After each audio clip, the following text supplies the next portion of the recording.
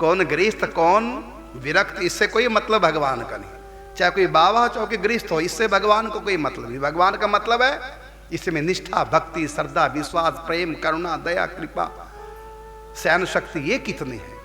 चाहे कोई गृहस्थ हो, सब महापुरुष है भाई जी, सदगृहस्थ। लेकिन बड़े बड़े संत नाक रगड़ते थे भाई जी के। राधे बाबा सन्यासी ब्राह्मण और गुरु बनिया गृहस्थी पूज्य भाई जी प्रतिदिन दर्शन करने, एक सन्यासी गृहस्थ के दर्शन करने आ रहे हैं। क्योंकि यहां जाति नहीं, अमीरी गरीबी नहीं, छोटा बड़ा आयु में सब कुछ नहीं देखा जाता। देखा जाता है किसके पास कितनी भक्ति, कितनी श्रद्धा, कितना विश्वास, कितनी करुणा, कितनी दया, कितनी सहन शक्ति, कितना सौहार्द, कितनी भावुकता, ये सब इस रास्ते में देख लिया।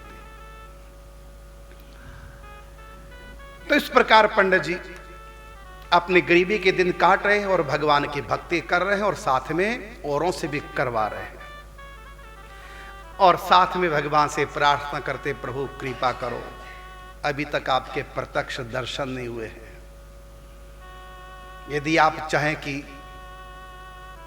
योग्य बनो, अधिकारी बनो, तो प्रभु कभी भी करोड़ों जन्म लग जाएंगे, आप दर्शन नहीं दे पाएंगे। यदि मुझको देखेंगे तो मैं तो अपार दोषों का आगार हूं, मुझ में तो अनेक त्रुटियां हैं, अनेक कमियां हैं।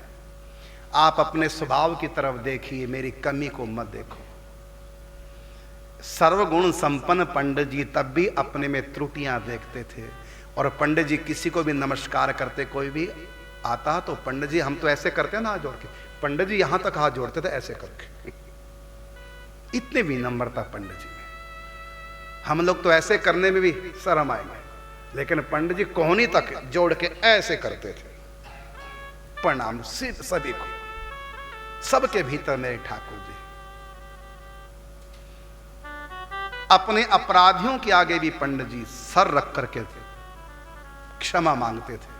मेरे का जैसे पंडित जी को ऊपर किसने बिना बात के गुस्सा कर दिया, और पंडित जी ये नहीं कहते गुस्सा क्यों किया, मेरा क्या कसूर, ऐसा कुछ नहीं। हाथ जोड़ के बोलते, मेरे कारण से आपको कष्ट हुआ है, मेरे कारण से आपको क्रोध करना पड़ा, क्षमा कर दीजिए। जबकि बाबा का कोई कसूर नहीं होता। ऐसा पवित्र दिन, सीखो इन बातों से। और इस प्रकार का पंडित जी का जीवन था, इसलिए पंडित जी के हृदय में प्रेम देव आ गए। प्रेम देव का मतलब प्रेम आ गया भगवान को लेकर के। भगवान का विरह सताने लगा, भगवान की याद रुलाने लगी।